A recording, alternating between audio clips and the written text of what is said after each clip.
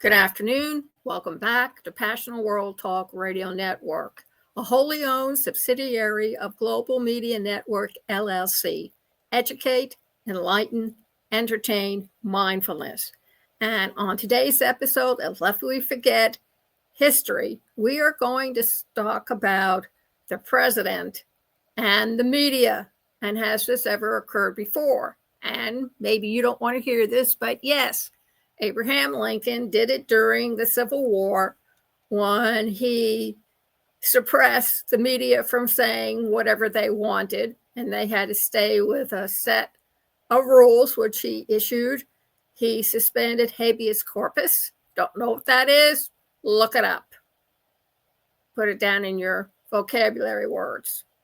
Habeas corpus is in relation to the rights of the individual. So this is from PBS, and they say, and I will say this, our current president moves against media outlets' mirror authoritarian approaches to silencing dissent, by Justin Spike, Associated Press, and Nicholas Riccardi, Associated Press. And this was posted in Budapest, Hungary. Since taking office in January, our current president has waged an aggressive campaign against the media unlike any in U.S. history, making moves similar to those of authoritarian leaders that he has often praised. On Wednesday, he cheered ABC's suspension of Jimmy Kimmel's late night show after the comedian made remarks about the assassination of conservative activist Charlie Kirk that criticized the president's MAGA movement. Congratulations to ABC for finally having the courage to do what had to be done, he wrote on his Truth Social platform. Opinion. No, what they wanted in order not to be blackmailed or held hostage to or intimidated by the current administration by saying something that the current president supposedly orchestrated to make St. Kirk. In our country, we always had the right to speak our minds. That's what makes us Americans. When you start ordering people not to say things that are against you, all I can say, Mr. President, is a good thing you never went to elementary school or junior high and high school in South Orange, New Jersey, whereas a child with other children who didn't quite fit in, we were bullied by the students because they didn't like what we said about them. So you are a big bully, and that's all you are. You hold a big stick. It's the latest in a string of attacks against news outlets and media figures he believes are overly critical of him. He's filed lawsuits against outlets whose coverage he dislikes, threatening to revoke TV broadcast licenses, and sought to bend the news organizations and social media companies to his will. Comment, is he really going to do all that? Then I hope and pray, Mr. President, that your supporters remember that, like the farmers and the people who were on Medicaid or Medicare or drawing Social Security, or the people who support you and their kids need help with food banks and with their drugs. These tactics are similar to those used by leaders in other countries who have chipped away at speech freedoms and independent media while consolidating political power, including Hungarian Prime Minister Viktor Orban, a close ally of our current president, whose leadership style is revered by many conservatives in the U.S. Until that authority turns on you, conservatives, what happens to us will happen to you. If you forget, go take a look at Germany during the war. Go take a look at Stalin when he suppressed power. Go take a look when Castro took power in Cuba. Go take a look at some of the countries in South America. Learn a little history today. Surprise yourself. Grow a bit. What we're seeing is an unprecedented attempt to silence disfavored speech by the government, said Brandon Nyhan, a political scientist at Dartmouth College. Our current president is trying to dictate what Americans can say. So, is our current president taking cues from Orbán? His approach to governing has joined comparisons to Orbán, who's been in power since 2010. The Hungarian leader has made hostility toward the press central to his political brand, and he has borrowed our current president's phrase, fake news, to describe critical outlets. He has not given an interview to an independent journalist in years. Media watchdog Reporters Without Borders says Orbán has built, quote, a true media empire subject to his party orders, unquote, through allies' acquisitions of newspapers and broadcaster. The group says that the strategy has given Orbán Fitz party control of about 80% of Hungary's media market. In 2018, Orbán's allies donated nearly 500 news outlets they had acquired to a government-controlled conglomerate, a group that included all of Hungary's local daily newspapers.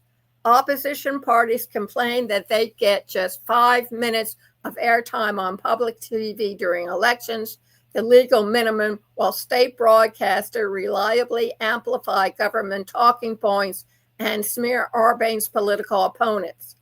Hungary's media authority, staffed entirely by Orbán party nominees, has threatened non-renewal of broadcast frequencies to keep outlets in line and force a liberal-leaning station called Bardio off the air. Quote, here they bought outlets and replaced editorial staff wholesale, said Hungarian media analyst Gabor Polak. The moves against independent media, along with Orbán's systematic capture of Hungary's democratic institution, prompted the European Parliament in 2022 to declare that the country could no longer be considered a democracy. Well, our allies overseas already knows that.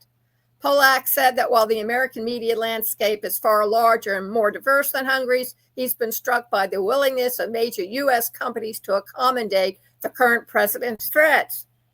Quote, there is a very strange kind of self-censorship in America, he said. Even with European eyes, it's very frightening to see to what degree individual bravery does not exist. From Zuckerberg to ABC, everyone in media surrenders because those are the wealthy, those are the elite, and they don't want their wealth or their elitism to be taken away from them. So if you can't beat them, you join them until something else better comes along. And there's always something better off in the horizon that comes in. And while we talk about it, let's not forget the fates of Hitler, Mussolini, Castro, Hitler, Alexander the Great. Or as they used to say, it takes one to know one. And the elitists certainly know what they have going with our current president. And therefore, unless it enriches their pockets or make them even wealthier than they are today, they will follow the true and tried quote that power corrupts and absolute power corrupts absolutely. The suspension of Kimmel is part of a pattern by our current president. Kimmel became the second late-night comic with a history imploring him to lose their show this year. CBS canceled Stephen Colbert's show just days after he had criticized the network settlement of a lawsuit filed by our president over its editing of a 60-minute interview with former Vice President Kamala Harris, the current president's opponent from last fall. CBS said the July move was made for a financial reason, but the current president celebrated nonetheless while appearing to foreshadow this week's developments. Quote, I absolutely love that Colbert got fired. His talent was even less than his ratings. He wrote on a social media platform at the time. I hear Jimmy Kimmel is next. Well, Mr. President, something for you to think about. Just like hackers, scammers, phishing, and all the other scammers, somebody may call up the White House impersonating you. Have you ever thought of that? Maybe not. CBS says Colbert cancellation was financial decision, but the timing certainly raised questions. ABC's suspension of Kimmel on Wednesday came after the FCC chairman, Brandon Carr, made a point warning about the comedian on a conservative podcast early in the day. We can do this the easy way or we can do it the hard way. Carr also launched an investigation into CBS and opened probes into public broadcasting networks after the current president persuaded Congress to defund them. Persuaded or blackmailed, or held them hostage. This is an opinion. Anything that deviates from PBS is my opinion and my opinion only. Although all these opinions seem to be showing up on Facebook, so I'm not the only one who's expressing these particular opinions. The Kimmel suspension has highlighted the current president's broader efforts to pressure journalists, media companies, and now comedians and commentators to align with his views. He also has targeted social media giants, claiming Meta dropped its fact-checking program partly because of his threats, which included Neuralink founder Mark Zuckerberg.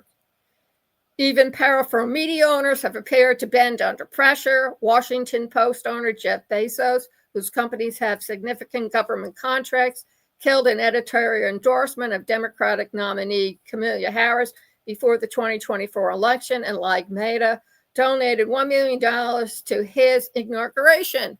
They used to call these people who did that because George Washington's cousin Joseph Reed said the same thing.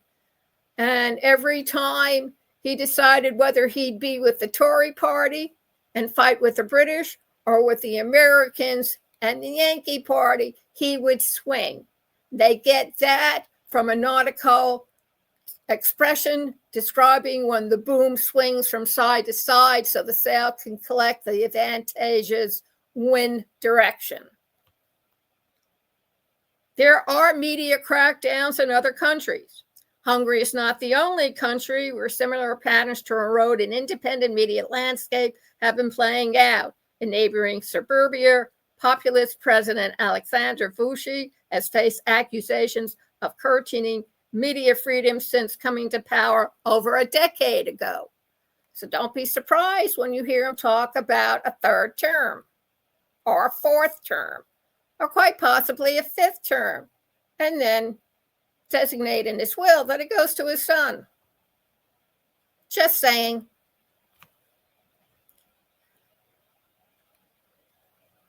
Critics have cited a combination of political pressure, public smear campaigns, and financial pressure on the media as the means of Vučić's government has used to establish control over mainstream outlets and the public RTS broadcaster. And I urge you to go over to PPS. The link is provided in the blog, and go and read the entire article and then think private thoughts to yourself. You do know that there's a new card out in town that can protect your credit cards and bank card from being picked up by surveillance cameras that hackers and scammers can buy legally. So all they have to do is go in back of you or in front of you and take all the information, financial information, out of your wallet, could even be your license for that matter, and credit cards and bank statements, the whole enchilada, and get your personal and financial data that way without you ever knowing it. And that's exactly what the current administration is doing. Thank you very much for joining us this afternoon. You can listen to this all over again on our blog, passionatworldtalkradio.com/blog. This program is sponsored by Flipping Out, How to Train Your Human, a satirical, tongue-in-cheek look of how to learn how to use artificial intelligence correctly. It is for women mostly, but students and everybody else are welcome to join. It's step by step, very easily followed. And if you wish to buy it, please go over to passionateworldtalkradio.com/epic, EPOCH, Envision, ENVISIONXR. There you can buy it by individual FTPs or the whole enchilada, as I say it. And it gives you the prices. And then there's a link that will take you to passionateworldtalkradio.com/epic, EPOCH, Truths, TRUTHS, where you have the potential to either buy PayPal or Stripe. You can use the QR code. You can use the Gmail, pwrnetworkllc@gmail.com. And if you would like to learn research or thinking of hire somebody to do your research, please go over to passionateworldtalkradio.com/research made simple blog, and there will answer all your questions about pain points and how you can do research the right way, the correct way. In my generation, the 1950s, we learned how to do it from the Dewey Decimal System, but now you can ask Google, or you can ask Wikipedia, or if you know how to use AI, just ask it. And it will show you exactly how to get over to the website and sign up for a free 10 to 15-minute consult, and we can help you make up your mind what you want to do. And please consider donating to keep an all-woman led and operated internet talk radio station on the air. Please go over to passionateworldtalkradio.com/donations. Have a great weekend. Thank you.